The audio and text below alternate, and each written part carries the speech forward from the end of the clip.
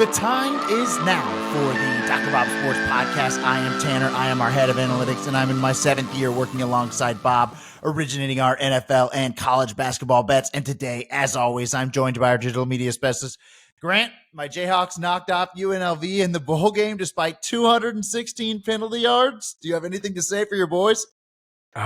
Well, I'll tell you one thing. The city, we tried to flip that game. We tried to hook it, get our team a win finally, but no, it was a good game. I was happy for UNLV. First year, Barry Odom. I think the team made a lot of improvements, looking good. First bowl game since 2014, so we're trending up. We might get a little KU versus Georgia, UNLV versus Ohio State college football playoff next year. We'll see.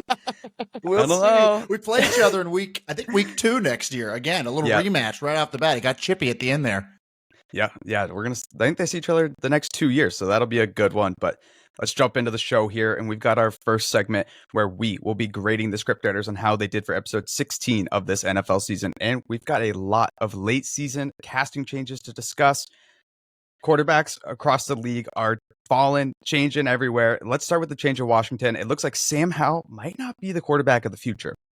Yeah, I don't think so. And they're going to switch to Jacoby Brissett here to try and stop that 6-game losing streak. So we look at it, Brissett's got an edge in EPA per play when you just compare his career versus Howell. And he's got a 45.1% career success rate compared to Howell's 43.2% career success rate. So I think the Commanders' offense is at least a half point better with Brissett, maybe even a little bit more. I mean, we've seen all season, Howell just holds on to the ball too long. He's got a 9.7% sack rate, and Jacoby hasn't been sacked in 23 dropbacks this season.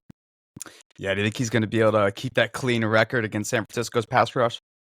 Well, it's going to be tough because left tackle Charles Leno is likely out. So then it'll be backup Cornelius Lucas across from Chase Young, who ranks 14th in pass rushing efficiency. And then the Commanders' left guard situation next to the backup tackle has also been a disaster. It's been rotating between Sadiq Charles and Chris Paul this year. Both have been terrible. They combined to surrender 58 pressures, and whoever it's going to be at left guard is going to get beat bad by Javon Hargrave. All right, well, let's shift over to Minnesota. They're benching Nick Mullins in favor of rookie Jaren Hall. Yeah, so I'm not sure I agree with this one. I mean, the Vikings outgained the Lions by 2.5 yards per play last week, and they lost because of those Nick Mullins 4 interceptions. And so Kevin O'Connell's like, well, let's make a change. You know, we're going with another quarterback. It'll be, they've played 4 this year, but Jaren Hall, we don't know much about him, but he only has a 38.5% success rate on the 13 plays he did play this season. He was drafted in the 5th round. Now he's an older rookie quarterback because he went to BYU and he went on one of those mission trips. So he's older for a rookie, but I just can't imagine he's going to be an upgrade over Mullins, who's 5th in EPA per play this year, despite the interceptions. I think it's going to be a downgrade for Minnesota's offense. I do think it shifts the style for Minnesota's offense because Hall can run it a little bit. So maybe they turn into, more of a shotgun read option looks when we know that Mullins is kind of a gunslinger back there. So it could change the style as well. Yeah, I think they might need to change the style because they're going to be missing one of their best receivers this week.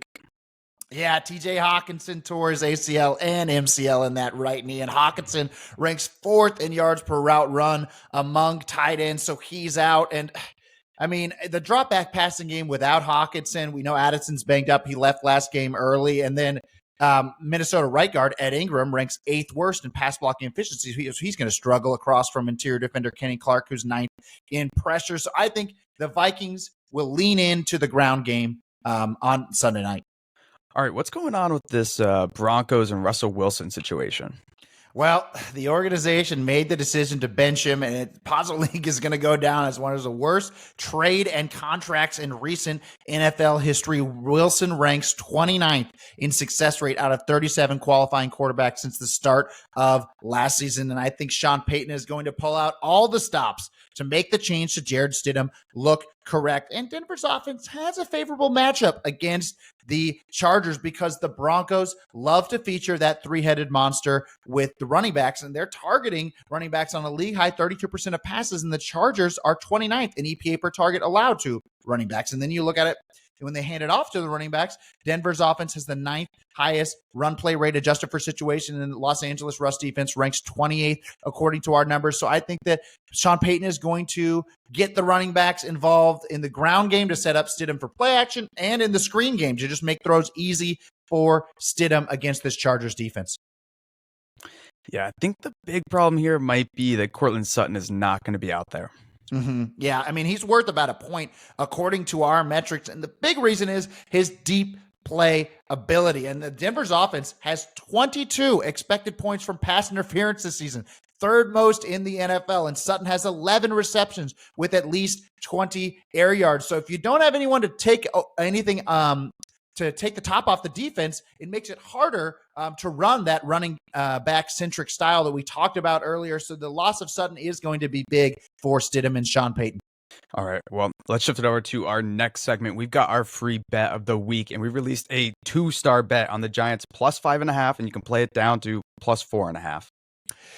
Yeah, and this is going to be the last quarterback change that we talk about for this week. And I just don't think the market is encapsulating the upgrade that Tyrod Taylor is over what New York's passing offense has been this season. So the Giants are last in the NFL, averaging 4.4 yards per pass play this year, and Taylor is averaging 5.7 yards per pass play this year, and that's included in there. So Taylor's clearly an upgrade over what the Giants have had. I mean, Taylor's averaging 5.8 yards per pass play for his career, and he's underrated as a caretaker of the football. So I think a lot of people know that Tyrod's, he's mobile. He can get out of the pocket. People think of him as a scrambler, but people might not realize he's one of the best protectors of the football in the NFL. In fact, his last full season as a starter, he had a league low 1.0% interception rate. So Tyrod should be able to make sure that the Giants don't make as many mistakes as they have all season, and he should just gain more yardage, which we saw when he replaced DeVito last week.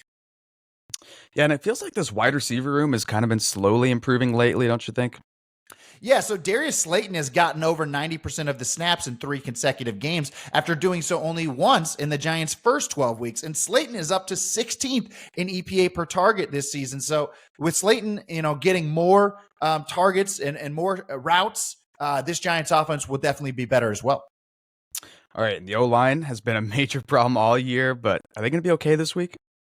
Well, it's going to be a struggle. I mean, obviously, no one can block Aaron Donald, and that's certainly not going to be New York's offensive line that's going to start doing it. They've been weak on the interior this year, so I do think it's going to be important for Dable to get Taylor on bootlegs moving out of the pocket to try and neutralize Aaron Donald's effect up the middle. All right, well, how do you expect them to game plan for this Rams team? Well, Dable is a master at designing zone beaters. We've seen that, going all the way back to his time as an offensive coordinator. And New York's yards per attempt versus zone this season is 26% more than the yards per attempt against man coverage, 7th largest gap in the NFL. And the Rams have the 5th highest zone rate in the league. So are you expecting this Giants pass rush to kind of get in on Stafford, or are they going to be able to hold him off? Yeah, I mean, switching over to the Rams offense, I do think that the Rams are not going to be able to block interior defender Dexter Lawrence. He's been incredible this year. 60 pressures from the nose tackle position is pretty much unprecedented, and the Rams do not have a center that will be able to hold up against him. Coleman Shelton ranks 7th worst in pass blocking efficiency. And the other thing to look at with the Rams offense is that Sean McVay has struggled against man coverage this year. And I think that's because Cooper Kupp really hasn't been healthy all year long. In fact, their yards per attempt against man is just 69% of their yards per attempt against zone, 31st in the league. So, I mean, we know that the Giants had that blitz-heavy, man-heavy defense, or 2nd highest in man coverage rate in the NFL. So I don't think it's the best matchup for Matt Stafford either. But, I mean, our model favors the Rams by just 2.1 here with a predicted total of 45.4. And I really think the main part of this handicap is just Tyrod Taylor is better than, what the Giants have gotten at the quarterback position thus far this season. Yeah, looks like the DeVito days are done for now, but let's switch it over to our injury watch. And the Dolphins have completely caught the injury bug right now, but who are you expecting to be in for them this week? Yeah, so Jalen Waddle is going to be out, and that's a big loss. He's third in success rate this year, worth 0.8 points according to our numbers. But with Waddle out, we've seen Tyreek Hill completely envelop the offense. I mean, Hill is averaging 5.15 yards per route run with Waddle off the field this year. So it's just going to be a matter of whether Tua can be kept clean in order to get the ball out to Hill downfield. The Dolphins don't have a single starter remaining on that interior offensive line, and Ravens interior defender Justin Matabuke ranks 5th in pass rushing efficiency. It's been a massive breakout year for him. All right, well, it looks like the Texans are getting back CJ Stroud, but their opposing Titans haven't said who's going to be in at quarterback. What are your thoughts on this one? Well, yeah, the Texans get back CJ Stroud, and the market jumped on that news, but they still have a ton of guys out, including wide receiver Tank Dell. Again, he's out. He's 13th in yards per route run before fracturing his fibula in week 13. And they're also without starting guard Titus Howard on offense. And then defensively, it looks like they're not going to have edge defender Jonathan Greenard, who ranks 18th in pass rushing efficiency. And they also probably won't have edge rusher Will Anderson. So Anderson and Greenard have combined for 38% of Houston's defensive lineman pressures this season. And then on top of that, Malik Collins isn't practicing, and he's 16th in pressures among interior defenders. So they might have no pass rush to speak of. We know the Titans' offensive line has been the weakness of that team since training camp, since we did these podcasts over the summer. But if the Texans don't have any starters on the defensive line, that's really, I mean, they're really not going to be able to take advantage of that weakness. So I think there's been so much optimism around this Houston team because Stroud is back, but there's a lot more problems with starters across the rest of the team. Yeah, that kind of matches up well for the Titans there, since the whole line, as we talked about forever, is absolutely awful. But this Chiefs and Bengals game has two key injuries to watch out for: Jamar Chase and then the guy who would be covering him, L'Jarius Sneed. We're not sure what's going to happen with either of them.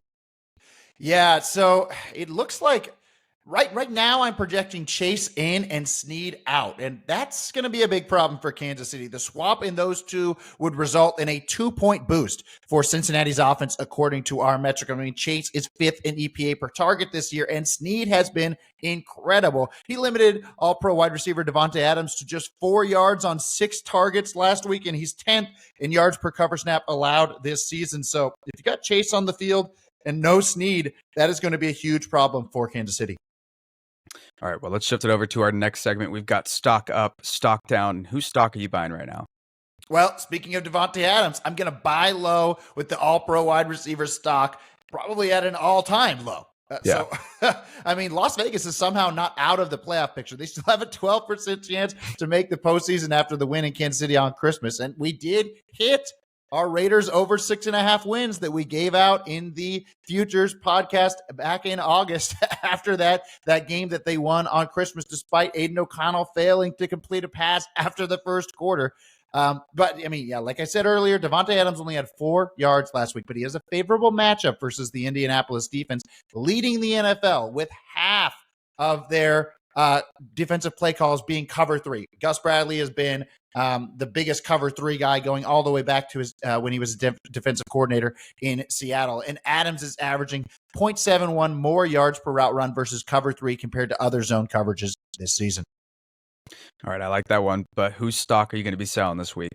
I'm going to sell high on the Mason Rudolph-led Steelers offense after they scored 31 points last week, and it was a lot of George Pickens. He had 195 yards on 6 targets last game, but he's not going to be able to repeat that performance against cornerback Tariq Woolen, who's 13th in yards per cover snap allowed, and Woolen's got so much speed that there's really just no way that Pickens is going to be able to break free like he did last game. The other thing is Seattle's defense will likely get back Devon Witherspoon, nickelback, who is 6th in yards per cover snap allowed in the slot, but he missed the last 2 games, so they'll get a key piece in the secondary back. Probably be without Jamal Adams, but he's been terrible, so maybe that's better for their secondary. And then their best pass rusher, edge defender Boye Mafe, ranks 18th in pass rushing efficiency, and he's going to line up across from rookie right tackle Broderick Jones. That's a big mismatch for Seattle's defense. And so, we're looking across, well, what's Rudolph going to do with, heavy pass rush? Pickens not available downfield. He might try and get the screen game going to Jaylen Warren, who's 5th in yards per route run among running backs. But Seattle's defense is 8th in EPA per target allowed to running backs. So I just don't see a lot of pathways for Mason Rudolph on Sunday. All right, I like it. We might see we might see the starting quarterback Rudolph get unfollowed by George Pickens on Instagram this week. It's usually what he does when he's unhappy. So that'll The be last interesting one to to go. yeah, he'll be the final straw. But let's shift it over to our next segment. We've got the weather of the week, and what's standing out to you this week? Well, the Saints have not had an outdoor game since week 5. And That's crazy. I mean, that is wild. And I think we talked about how that might affect their defense way back, maybe in one of our October podcasts. But here they are having an outdoor game, but it's going to be virtually no wind and perfect weather in Tampa Bay. It's almost like another indoor game. I mean, the Saints have just been playing in ideal conditions all year long. The only prominent difference here will be 0.9 points for grass instead of turf, according to our metrics. Yeah, what about the late season Bears angle we've kind of had with they're playing against dome teams in that cold weather?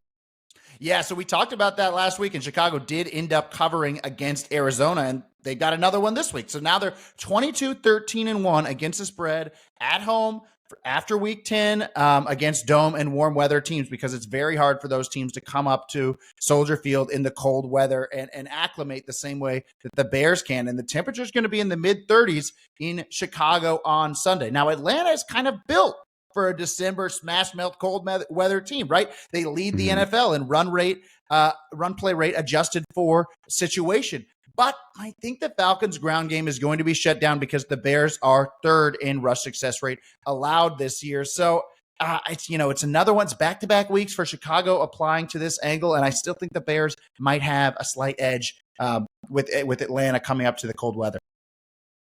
I like that. That's been a fun one to keep an eye out for, but let's shift it over to our primetime preview. And we've got the Detroit Lions versus the Dallas Cowboys. And the Lions are fresh off clinching the NFC North for the first time in franchise history, but they are going to have their hands full against this stout Cowboys defense. How are they going to match up? Well, I mean, the Cowboys have been so successful this year because they've been able to turn teams over, and they have an interception in 60% of their games this season. But Jared Goff has done a really good job protecting the ball this year, just a 2.4% PFF turnover worthy play rate. That's fourth fewest in the NFL. And I think it's got, some matchups he can find this week. Yeah, what do you think Goff's going to need to look for in the passing game to find some success here? Well, he's going to have to go over the middle. I think it's going to be a lot of stuff between the numbers to Sam Laporta and wide receiver Amon-Ra St. Brown, who's fifth in yards per route run in the slot, because St. Brown is going to be lining up across from the weak point of that Dallas secondary, Jordan Lewis, who is surrendering 1.42 yards per cover snap in the slot, ranking 25th out of 28 qualifying nickelbacks. All right, well, every time we get a Dallas game, I kind of have to ask you, do you think that the other O-line is going to be able to hold off that pass rush, or is it going to be a nightmare? Yeah, so I mean, they lead the NFL with a 45% pressure rate, but the Lions with Frank Ragnow, center on the field, rank 6th in pass blocking efficiency in the 13 weeks that he has started. And Lions' best offensive lineman, right tackle Penei Sewell, will get a ton of reps across from Micah Parsons. He may be one of the only players in the NFL that has a shot at limiting Micah Parsons. So I do think Detroit's got a couple of ways to slow down this Dallas pass rush. Okay, well, what about the Cowboys O-line? Are they going to be able to hold up this week? Well, it's not looking as positive for them if left tackle Tyron Smith is out. He ranks second in pass blocking efficiency. It'd be a big loss for them. And the other thing is, right tackle Terrence Steele has allowed the 8th most sacks in the NFL, and he is going to get a lot of snaps across from Detroit's best edge rusher, Aiden Hutchinson, who's 3rd in pressures this season. So I'm not sure the protection is going to be all that good for Dak this week. All right, so where's Dak going to need to look to find some open targets here? Well, I mean, his main two guys has been a lot of middle of the field stuff, just like Jared Goff. We talked about how Goff likes to go to tight end and the slot wide receiver. Well, Dak's been going to CD and tight end Jake Ferguson. Ferguson's 8th in EPA per target among tight ends, but Detroit's defense is 8th against tight ends this season. So they've been able to shut down tight ends. And the other thing is Lions nickelback Brian Branch is 9th in yards per cover snap allowed in the slot. And I think he can give CeeDee Lamb a good battle on the inside. So Dak might be forced into going to his 3rd and 4th options on this offense with Ferguson and Branch being taken away. So when it all comes out, our model favors the Cowboys by 5.2 with a predicted total of 55.1. I like the matchup for Detroit's offense here, and I think the team total has value if you can get a 23.5. All right, I like that one. Well, let's shift it over. We've got our primetime prop, and last week you gave out Javonte Williams over 2.5 receptions, and he came through for the people. But what do you have for us this week? This week, I got Sam Laporta over 50.5 receiving yards. So Dallas is allowing 0.3 EPA per target more against tight ends than they are versus wide receivers and running backs this year. And we know that Ben Johnson is going to exploit that hole in the Dallas defense and get Laporta the ball. Laporta's 6th in yards per route run among tight ends, and he's averaging 1.86 more yards per route run versus single high safety coverage this year than two high. And the Cowboys have run the second most single high safety covered in the NFL. All right, Bob couldn't come on this week due to holiday scheduling, but he did send over a bonus college football playoff primetime prop for us. Yeah, we're almost exactly on market side and total for both semifinal games, but we got a primetime prop for the Monday Nighter. So Washington's offense started the season on a record-breaking pace, averaging 9.3 yards per play with Michael Penix in the game. But then they cooled down into the season, 2 yards per play, better than average. And part of the reason for the slowdown was the absence of star wide receiver Jalen McMillan, who was injured from week 4 to week 12. He had 0 catches in a few games as he tried to play through the injury during that span. But McMillan is still 3rd on the team in receiving yards, despite catching passes in only 5 games. And he looked fully healthy in the Pac-12 championship game as he caught 9 passes for 131 yards on 13 targets against Oregon. And Bob projects 330 receiving yards total for Washington this week as the Huskies will play to their strength and not run it into that really solid Texas run defense. So based on McMillan's role when he's healthy, that predicts 101.2 receiving yards for Jalen McMillan, and we will take over 78.5 receiving yards. I love that one. First college football playoff prop here, but I think that will do it for the podcast. That'll do it for week 17. And I can't believe I'm saying week 17. This season has absolutely flown by. Yeah, only 2 more weeks, and then I'm so pumped for the playoffs this year. It seems like 7 teams have legitimate Super Bowl aspirations. Yeah, well, if you're looking for more content, head over to drbobsports.com where you can find the final bowl game write-ups, and the college basketball model is in full effect right now. So good luck to everyone in your fantasy football championships, and go ahead, leave us a thumbs up if you're enjoying the content. We'll be back next Friday to talk week 18 of the NFL.